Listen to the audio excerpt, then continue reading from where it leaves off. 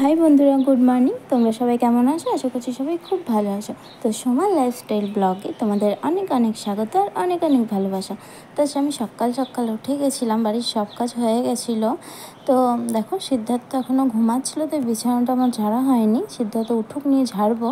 তো ততক্ষণ আমি একটু ফ্রিজটা মুছে নিই। দেখো, আমাদের ফ্রিজটা কালকে বরফগুলো অনেক বরফ হয়ে গেছিলো, সে কারণে হয়েছিলো, তো মুছে নিই। তো আমি স্নান সেরে চলে এসেছিলাম, আর তারপরে আলু ভাজা বসিয়ে দিয়েছিলাম। আলু ভাজা আর একদিকে ভাত বসিয়ে দিয়েছিলাম, কারণ আমার স্নান সারা হয়ে গেছিলো। তো দেখো, আমার রান্না হয়ে গেছিলো। আজকে আমি রান্না করেছিলাম শাক, আর করেছিলাম আলু সেদ্ধ, বেগুন ভাজা, আর করেছিলাম কুমড়ো আলুর তরকারি, আর মাদের জন্য মাছ করেছিলাম, আর আমাদের জন্য মাংস করেছিলাম। তো তারপরে এখানে ডালও ছিল। তারপরে আমি সিদ্ধার্থর জন্য খাবার নিয়ে নিয়েছিলাম। ওর তো এত কিছু খাই না, তো ওর জন্য আমি একটু অল্প ভাত নিয়ে নিয়েছিলাম, ওকে একটু খাইয়ে দিয়েছিলাম। দুপুর হয়ে গিয়েছিলো যেহেতু, তারপর খাইয়ে দাইয়ে হয়েছে। ওর আমারটার সাথে খেলা করছিল। তারপরে ওকে স্নান করে দিয়েছিলাম। তো স্নান করার পরেই কি কান্না!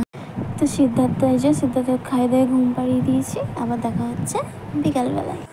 তো উঠে পড়েই আমি বিছানাটা ঝেড়ে নিয়েছিলাম, কারণ বিছানাতে সিদ্ধার্থ ঘুমাচ্ছিলো। তো আমি বিছানাটা করে ঝেড়েই নিই। তারপর আমি চলে গেছিলাম ঠাকুর ঘরে, কারণ এবার আমি সন্ধে দেবো। তো আমার ঠাকুর ঘরটা একটু তোমরা দেখে নাও। এই যে আমার একটা ছোট্ট মতন লক্ষ্মী ঠাকুর, আর এই যে মহাদেব। এটা আমি বক্রেশ্বর থেকে নিয়ে এসেছিলাম, আর এটা ভাই এনেছিল। তো এই যে আমাদের ঠাকুর ঘর একটা ছোট্ট। তো আমি সন্ধেটা দিয়ে দিলাম, সন্ধে হয়ে গেছিলো যেহেতু, তো তার জন্য সন্ধেটা দেওয়ার পরে আমি সারাদিন চুল আঁচড়াইনি। তো সন্ধেটা দেওয়ার পরে আমি ভাবলাম একটু চুলটা আঁচড়ে নিই, বাঁধাই হয়নি সারাদিন। আমার চুলটা এত পাতলা হয়ে গেছে, আর আজ যতবারই আঁচড়াচ্ছি আবার জট লেগে যাচ্ছে, মানে একটু খানিকের মধ্যেই জটটা ছাড়াচ্ছি আবার জট লেগে যাচ্ছে, এত পাতলা হয়ে গেছে কি বলবো।